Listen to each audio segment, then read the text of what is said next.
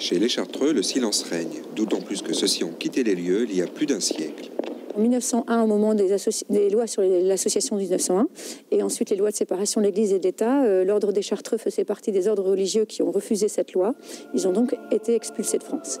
Fondée en 1324 et rebâtie en 1870, la Chartreuse de Neuville est devenue un centre hospitalier au XXe siècle et aujourd'hui elle se cherche une nouvelle vocation.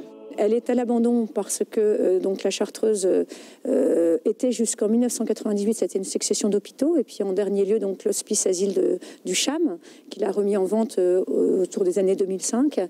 Et depuis, c'est en train de se mettre en forme un projet pour la faire renaître, et effectivement qui passe en premier lieu par la restauration de ces bâtiments. La restauration est devenue urgente, des pans entiers de murs menacent de s'effondrer. Parce que la construction de la Chartreuse s'est formée de pierres de parement et à l'intérieur d'un certain nombre de remplissages où il y a toujours des interstices d'eau. Et comme la Chartreuse n'est pas, du fait de ses toitures et des charpentes, hors d'eau, l'eau s'infiltre à l'intérieur des murs et puis ça claque derrière.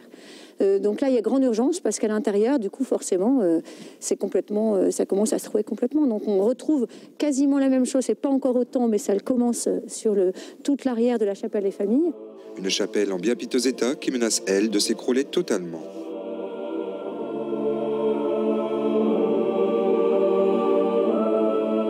Voilà où on en est, et probablement que si on n'arrive pas à engager les travaux très rapidement, l'étape d'après c'est forcément un trou, et comme ça remonte jusqu'en haut de la base et partout il y a des craquelures, ça veut dire que l'ensemble de la chapelle s'écroule.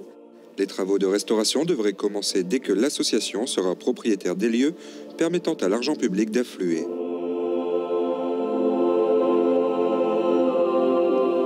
Heureusement, toute la Chartreuse n'est pas en danger. Certains lieux de prière sont encore en excellent état. Alors là, on se situe dans l'église des Chartreux, qui est séparée finalement en deux parties. On a pu voir qu'il y avait un jubé sur la partie avant. Enfin, un jubé, c'est la partie qui sépare en fait les deux espaces. Le premier espace est consacré aux frères, et dès qu'on franchit le jubé, en fait, on pénètre dans la clôture et on se retrouve dans l'univers des pères. Donc ici, là où on est présentement, c'est l'univers des pères avec l'autel, puisque les pères sont tous appelés à devenir prêtres. L'église, heureusement, tout n'est pas dégradé dans la Chartreuse. L'église est par contre dans un état très sain. Bien sûr qu'il y a encore des choses à restaurer, mais je dirais que ce n'est pas la plus grande des priorités.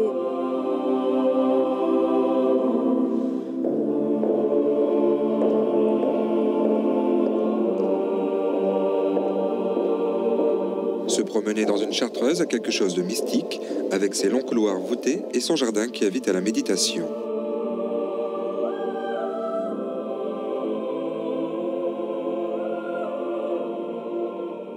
Alors là, on se situe dans le préau du cloître, et dans une Chartreuse, vous avez toujours deux clochers.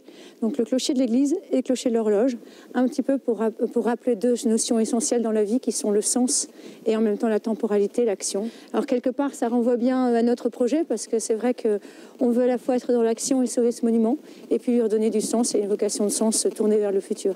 Et c'est un espace qu'on souhaite vraiment garder dans le projet, un espace de quiétude, pour que les personnes puissent venir quelque part déguster du silence.